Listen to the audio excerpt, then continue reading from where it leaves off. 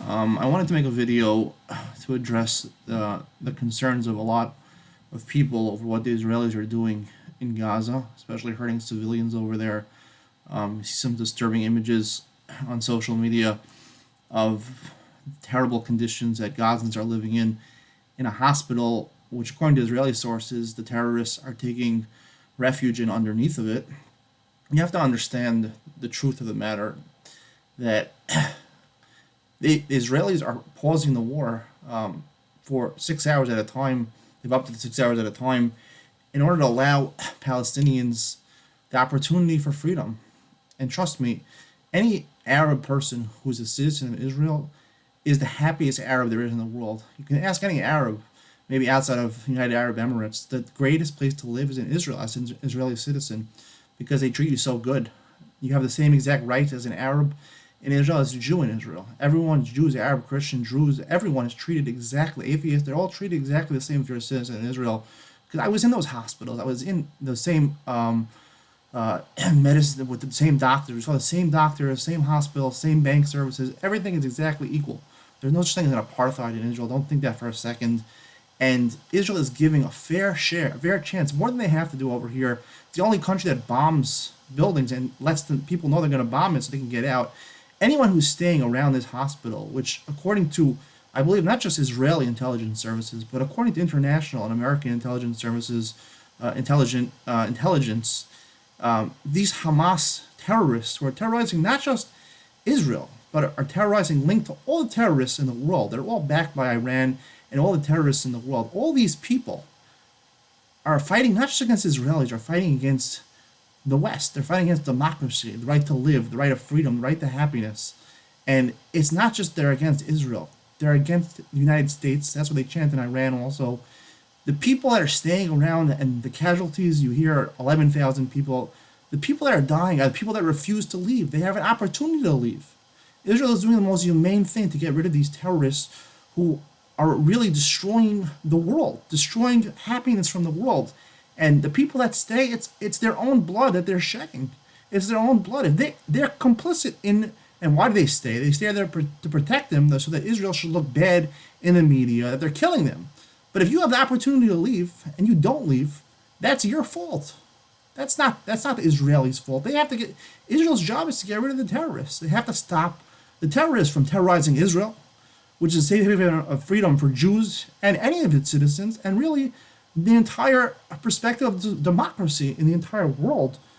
So, even though I've heard from Antony Blinken and various world leaders about the terrible atrocities that Israel is doing, it is not Israel's fault by any means. They are giving ample opportunities, way more and above they have to actually do. This is a war. All is fair in love and is love and war. That's the truth of the matter. Really, it's a book, but it's really truthful. So, I'm not saying there's certain war crimes that are fascism is I'm not included, but if it's a war because two countries can't settle something that's it's a fair reason they have to fight a war, then really all is fair in love and war. Obviously, I'm not going to get into different wars over here, but Israel has a right to defend itself against an enemy which has been shooting rockets into it ever since Hamas occupied Gaza in 2005, I believe. They need to wipe out these terrorists, and the people that stay on their own volition are complicit and are probably terrorists themselves. Probably terrorists themselves. You should know that that the religion of Islam, the real root of the evil, there's bad people in Judaism also, and they're in the same breath. I'll say this: the bad people in Judaism are the same bad people in Islam, and basically is what is defined as literalism. When you take any holy text, whether it be the Bible, the Talmud, the Quran, I've never read the Quran, I don't know, but if you take these things literally, then you are making a grave, grave mistake. People need to understand this. Everybody knows this. We have a soul. We're not just a body. We're a body and a soul. And for a person to take these holy scriptures literally, and I believe there's a lot of truth in these holy scriptures, to take them literally is accepting the world as a world just of bodies. The soul exists within you. That's the main part of the person is the soul. In order to access that soul, you have to realize these texts are not meant to be taken literally. Today is the Sabbath. I make videos on the Sabbath. I'm wearing a yarmulke. This is my bar mitzvah yarmulke that my mother made for me My parents are religious, but I'm doing this in their house privately. I'm respecting my parents. But this is the truth. The truth is that when you take religion and you say that it's literal, you're ignoring the soul. You're ignoring life after death. You're ignoring all these things which are true, which we know are true. We know there's more than the body. Any person, when I touch this desk over here, it doesn't always feel like a desk. Whatever it is, there's so many proofs in life that there's a lot of things deeper going on than the surface. Everybody knows it. You know it to be 100% true. You can't see these things, but we know it to be true. And taking these texts literally is destructive. And in Judaism, when you take these texts literally, that's the ultra-Orthodox, the Hasidim, the Haredi people that kill people and kill families in a soft way. They drive them to poverty. They drive them to begging from other people for money. They drive them to a lot of ailments and sicknesses, all based on the preaching of the rabbis, who basically say that you're not allowed to enjoy this world. And they're really assassins in a certain sense.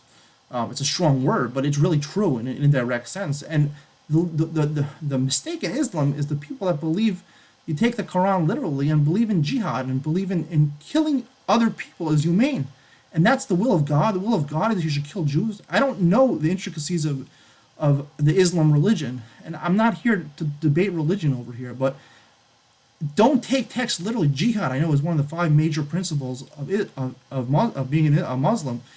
And I hope that real, true Muslims want to enjoy this world. There's so many beautiful Islamic countries out there. I've never been to any of them, but United Arab Emirates look like a nice place.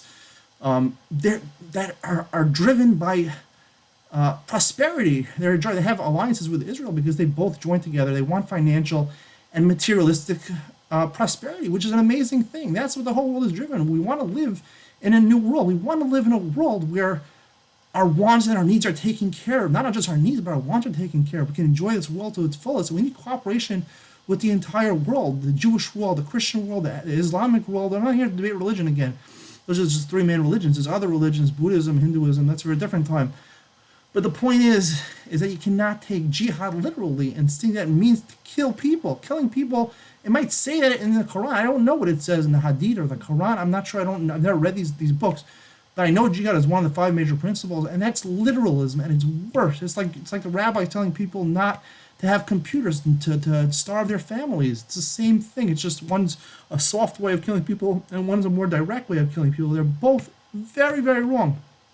And there's a lot of people, the leaders of Hamas are the worst terrorists. These people are sending rockets to try to kill Jews, innocent people. They want to kill all the West also. They want to kill democracy. They want to just kill people. And people who want to kill other people, that is the most disrespectful thing to humanity in the world. It's completely wrong. We all know this to be true. I'm not just a body, I'm a soul. Everyone knows that. We all know that. We all know that.